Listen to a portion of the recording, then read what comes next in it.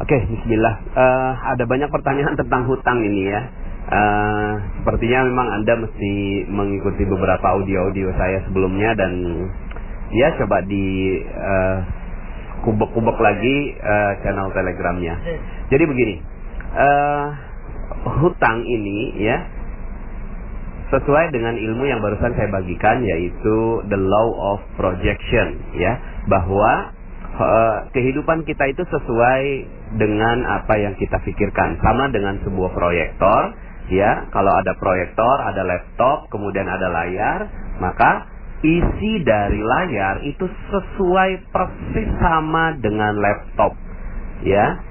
Jadi tidak mungkin ada laptop tampilannya A di layar laptop, kemudian di layar infocusnya atau di layar proyektornya B. Tidak mungkin, pasti sama. Kalau di laptop A, di layar A, gitu ya. Nah, begitu juga hukum ini berlaku dan terjadi pada kehidupan kita, bahwa kita punya yang namanya laptop. Laptop itu adalah pikiran kita, kemudian proyektornya adalah akal kita. Akal kita itu terus memproyeksikan, dia berfrekuensi 60.000 pikiran setiap hari. Twing, twing, twing, twing, twing, twing terus gitu ya. Sadar nggak sadar, suka nggak suka, mau nggak mau, tetap dia berfrekuensi. Anda tidur, Anda terjaga, Anda berbaring, Anda duduk, terus dia berpikir, terus dia berfrekuensi ya. Dan setiap kata adalah energi, setiap pikiran adalah energi, dan energi tidak bisa dihancurkan ya. Nah, itulah yang tercipta ketika dia terproyeksikan melalui akal kita, maka dia terproyeksi melalui nasib kita ya. Nah, nasib itulah layar ya. Maka the law of projection, apa yang ada dalam pikiran kita pasti terjadi di nasib kita ya. Ketika kita berpikir bahwa aduh jalanannya macet, maka pikiran kita macet, akal kita memproyeksikan macet. Akhirnya yang terjadi adalah kita sedang berdoa, ya Allah macetkan hidupku, macetkan rezekiku, macetkan kebahagiaanku, macetkan keharmonisanku. Akhirnya layar kita ya, yaitu nasib kita, jadinya semua macet. Cara terbaik dalam mengelola kehidupan kita, kita tidak bisa melawan pikiran. Pikiran nggak bisa dilawan, dia selalu berpikir. Yang bisa kita lakukan untuk pikiran adalah membelokkan ya. Bagaimana membelokkan? Ya kalau macet kita bilang wow penuh gitu ya, karena memang realitanya penuh. Kita tidak melawan realita, tapi kita mengikuti realitanya, coba kita ganti dengan bahasa yang jauh lebih positif. Ketika kita bilang, wah penuh jalanannya ya, ketika istri kita nanya, gimana Pak? Gitu kan, gimana Bi? Gimana ya jalanannya? Oh iya jalanannya penuh. Nah kita sekarang sedang apa? Sedang memproyeksikan penuh, sehingga akhirnya layar kita, layar kehidupan kita, nasib kita akhirnya jadi penuh ya. Nah penuhnya apa ya? Penuhnya rezekinya, penuh keharmonisannya, penuh kebahagiaannya. Dan kalau seandainya Anda lakukan itu, jalanannya jadi penuh, hati Anda jadi lega, tenang, Anda tidak akan pernah bisa mengeluh, Anda jadi gampang bersyukur gitu ya.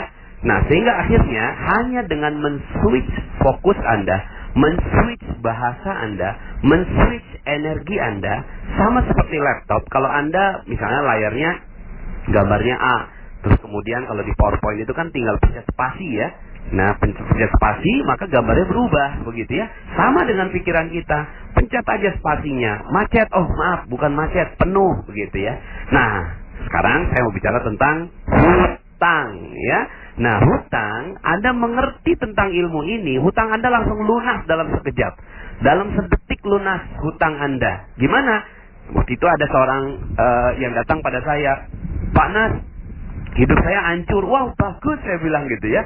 Kok bagus Pak Nas? Ya hidup saya hancur nih. Ya udah, coba cerita. Iya Pak Nas, ya saya punya banyak hutang. Wow, keren saya bilang begitu ya. Kok keren sih Pak Nas? Ini saya udah mau dipenjara gara-gara utang ini. Iya, coba gitu kan. Berapa utangnya?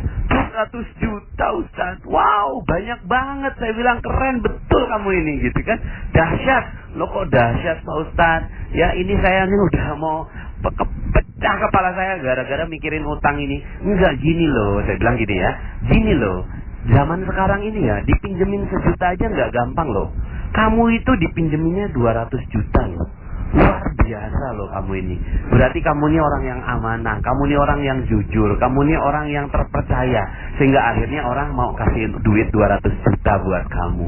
Sebenarnya tuh kamu gak punya utang. Kamu ini, yang kamu punya ini amanah. Maka ya, insya Allah jagalah amanah itu dengan baik. Ketemulah dengan orang yang berikan amanah, berbaik-baiklah dengan dia, insya Allah hidup kamu akan jadi jauh lebih tenang. Oh iya ya Pak Nas ya, saya nggak punya utang ya Pak Nas. Iya dong, kamu nggak punya utang. Terus yang saya punya amanah ya Pak Nas. Iya, kamu punya amanah. Amanah ini jaga dengan sekuat jiwa saya, jiwa kamu ya. Kemudian dia bilang gitu, oh iya siap Pak Nas, saya jadi jauh lebih positif. Iya. Langsung lunas utangnya. Langsung lunas pada saat itu menggunakan law of projection. Kenapa? Karena di pikirannya, di laptopnya itu dia utang terproyeksikan, sehingga akhirnya apa yang terjadi? Nasibnya jadinya utang terus. Saya yakin orang yang seperti ini sampai kapanpun, sampai dia meninggal dunia, utangnya nggak akan pernah lunas.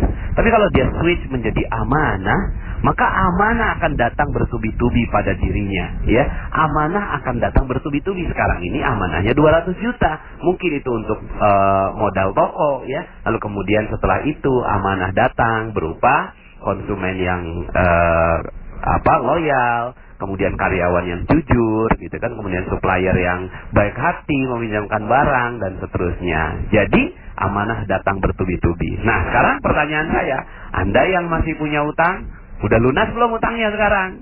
Dengerin ceramah saya.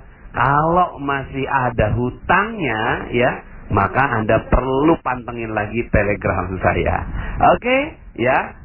Sampai jumpa, mudah-mudahan ilmu di Telegram Magnet Rezeki bisa bermanfaat untuk kehidupan Anda. Assalamualaikum warahmatullahi wabarakatuh.